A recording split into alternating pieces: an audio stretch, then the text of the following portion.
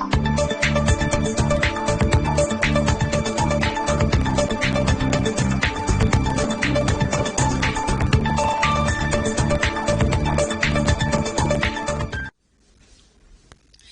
d'avoir choisi Kanakin Télévision pour vous informer, messieurs et dames. Bonsoir et bienvenue à cette édition du journal. À l'occasion du 13 ans de la disparition du feu Jeannot Bemba Saolona, père biologique de Jean-Pierre Bemba, une messe d'action de grâce a été dite dans la ferme du défunt à Guémena. Plusieurs autorités ont pris part à cette grande messe suivante.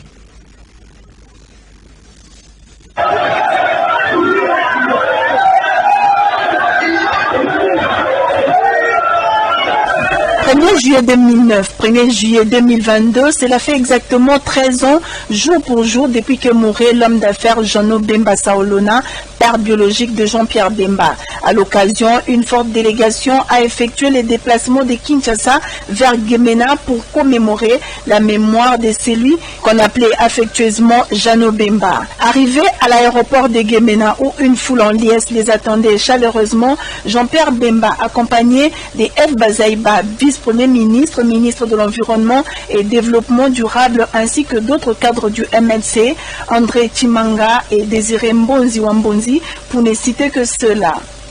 Plusieurs partis politiques membres de l'Union sacrée ont pris d'assaut les rues de Guémena pour accueillir celui qu'ils appellent affectueusement Igwe. Tous, ils ont pris la direction du siège fédéral du Sud-Ubangi 1, situé à la place commerciale de la ville de Guémena. Ensuite, une messe d'action de grâce a été dite par Monseigneur Sénémona, vicaire émérite de Moulébé, en mémoire de l'illustre disparu au mausolée construit dans la ferme du défunt. Pour lier l'utile à l'agréable, un rafraîchissement a été offert à l'assistance.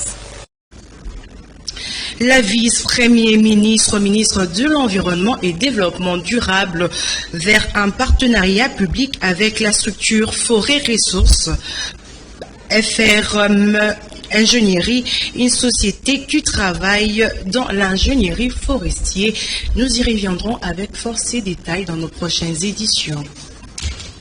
À la centrale électorale, la délégation du parti politique, les centres de Germain Kambinga, a été reçue en audience par le deuxième vice-président de la CENI, Didi Manara. Cette délégation du parti Les Centres est venue rencontrer les bureaux de la CENI pour s'assurer du bon déroulement des élections apaisées, transparentes et crédibles. Suivant cet élément d'Alenoka.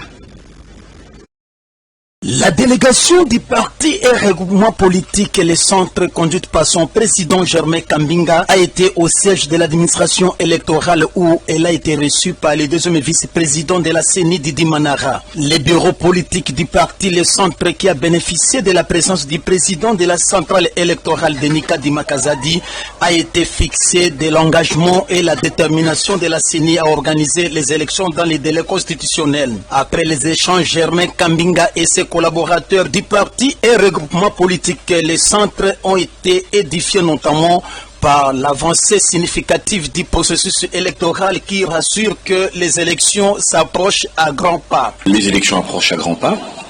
Le regroupement politique, le centre, est partie prenante à ces élections, donc il était important pour nous de nous rapprocher de la centrale électorale pour voir avec elle où est-ce que nous en étions. Ils nous ont rassurés de l'engagement ferme de la CENI, d'organiser les élections dans les délais constitutionnels et du lancement imminent de toutes les opérations préélectorales. Il était donc question également pour nous de nous enquérir du rôle que les regroupements et les partis politiques auront dans cette phase préélectorale. Le bureau de la CENI nous a donc rassurés de la mise en place imminente du cadre de concertation avec les partis politiques qui ne fonctionnera plus de manière verticale selon la volonté du bureau Kadima, mais obéira à une logique de dialogue, d'adhésion avant la décision, parce que effectivement il est important que ce processus soit un processus qui soit accompagné par la majorité, sinon l'essentiel de la classe politique, parce que c'est elle qui participera, et il ne faut pas que les démons de la décrédibilisation de la CENI ressurgissent et nous fassent douter avant même ce processus. Au cours de cette descente au siège de la centrale électorale, les partis politiques et les centres via ses animateurs a été rassuré de la mise sur pied du cadre de concertation CENI partis politiques auquel les centres de Germain Kambinga aura à jouer un rôle en termes d'appui au processus électoral de la CENI. Autre chose à présent, la sortie des Vital Kamerhe par la Cour d'appel n'est pas du tout acceptée par tout le monde.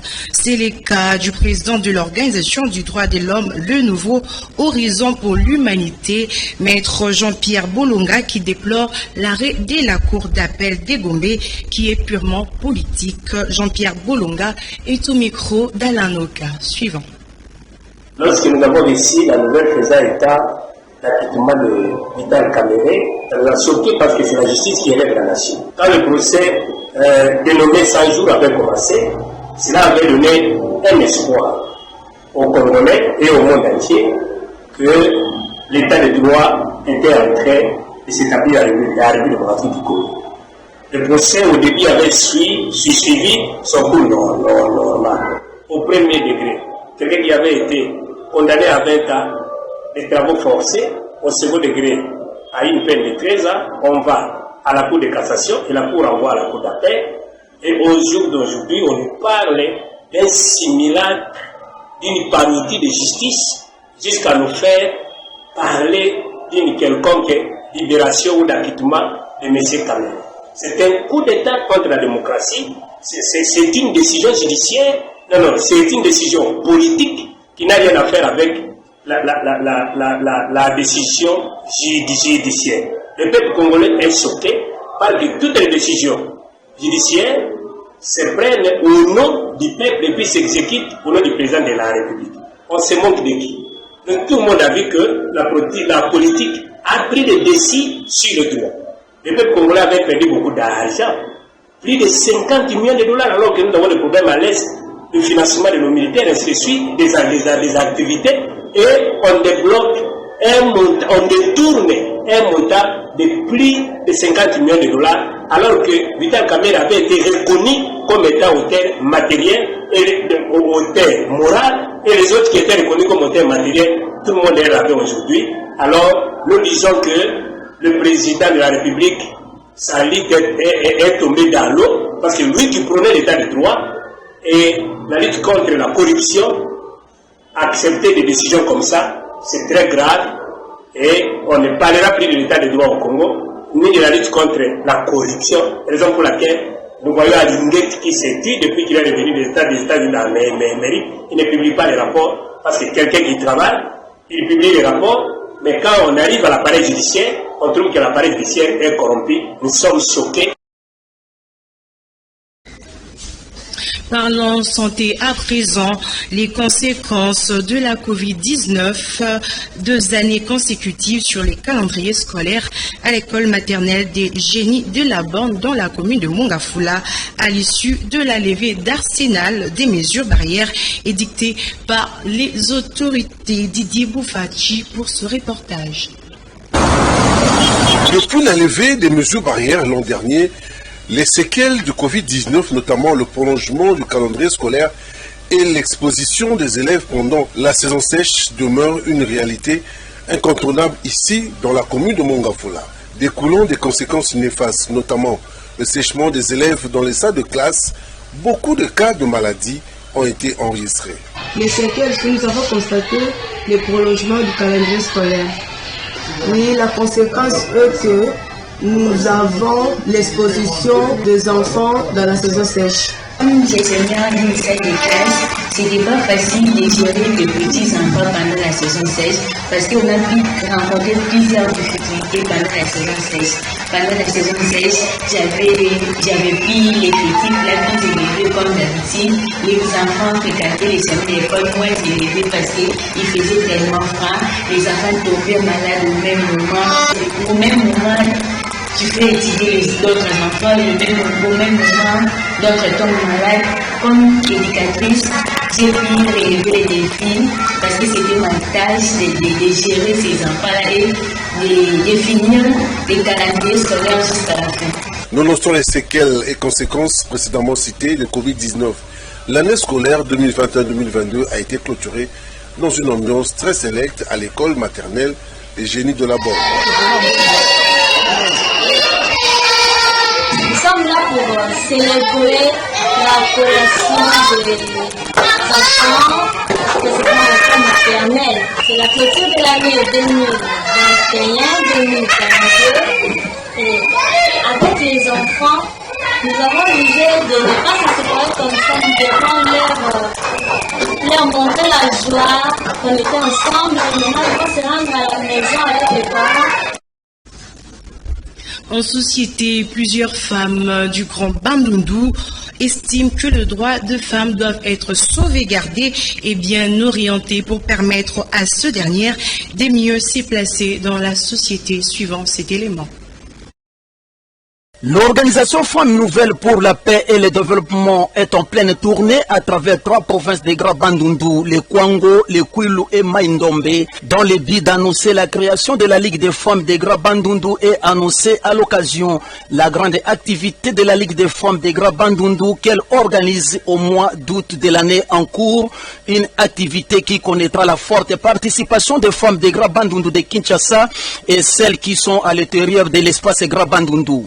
Cette activité a été annoncée et sensibilisée à Kenge où la présidente de l'ONG, Maître Germaine Katanga, qui a été reçue pour la circonstance notamment par les vice-gouverneurs du Kwango, Maître Tanga, les directeurs des cabinets du gouverneur du Kwango et la conseillère du JAR du Kwango. Elle va poursuivre cette descente à Kwilu et à Maindombe. La Ligue des femmes des Grands Bandundu vise notamment à réunir toutes les femmes de l'espace Grands Bandundu C pour le développement de cet espace. Les femmes ont préféré de mettre sur pied une organisation nommée la Ligue des femmes du Grand Bandundu, qui aura comme objectif de réunir ou de mettre ensemble les femmes du Grand Bandundu pour le développement de nos 3 provinces. Donc nous avons cité Kwangu, Kwilu et Maindombe. Alors cela a été dit, nous avons initié un programme dans le cadre de la Ligue des femmes du Grand Bandundu. Nous étions partis informer à la province, premièrement, de notre existence. Cette fois-ci, ils vont commencer à réfléchir dans le cadre de la Ligue des femmes du Grand Bandundu. La Ligue des femmes des Grands Bandundu a été créée au mois de mars dernier à l'issue de 4 jours de réflexion organisés sur l'apport des femmes des Grands Bandundu autour du développement de cet espace. La commune des Kalamou, à travers la route Yolo Nord et Yolo Sud, concernant les travaux de réhabilitation, tout est fin prêt. Dans quelques jours, l'OVD procédera à la réouverture de ces tronçons qui, pour la plupart, sont situés dans le quartier Yolo et l'avenue Victoire suivant. Les travaux de réhabilitation de la chaussée Bongolo-Kimwinza touchent pratiquement à leur fin et les ingénieurs de l'entreprise GMC qui ont exécuté les travaux sur ce tronçon ont travaillé d'arrache-pied en vue de rendre cette avenue praticable après un long moment de délabrement très avancé. Sur le plan technique, ils ont déjà posé les enrobés pour la couche de roulement, les caniveaux sont déjà construits et les accotements qui vont servir de passage aux piétons. Satisfaits de ces travaux, les habitants de ce coin se sont exprimés. Oui, nos impressions sont bonnes, mieux vaut tard que jamais. Vraiment, ça a duré, je ne sais pas, toute une éternité pour qu'on nous fasse cette route. Heureusement, mieux vaut la fin d'une chose que son commencement. Bon, on ne peut qu'être heureux malgré tous ces péripéties qu'il y a eu pour faire cette route, les prières, je ne sais pas, pour faire cette route, malgré tout ça. Oui, nous ne pouvons que remercier d'abord le chef de l'État, malgré tout ce qu'il y a eu, malgré tout ce qui s'est passé par rapport à d'abord le chef de l'État, nous le remercions. Nous remercions aussi le gouverneur de la ville. Mais ce que nous leur avons demandé qu'il puisse avoir le suivi. Il y a le suivi par rapport à tous ces travaux qui sont en train de se faire. Qu'il fasse ce suivi-là. Chaque fois, quand il y a des travaux, quand l'argent est déboursé, qu'il y ait vraiment ce suivi-là par rapport à tous ces travaux. Mais là où le bas blesse, c'est la manière dont la population détruit les ouvrages d'art en installant des parts et d'autres leurs articles. Un grand merci à vous tous qui nous avez suivis. C'est par ici que nous refermons ce journal. Merci à tout le monde qui nous avait suivis de partout. Merci à toute l'équipe technique. Nous vous prenons rendez-vous pour les prochains jours. Bon week-end chez vous.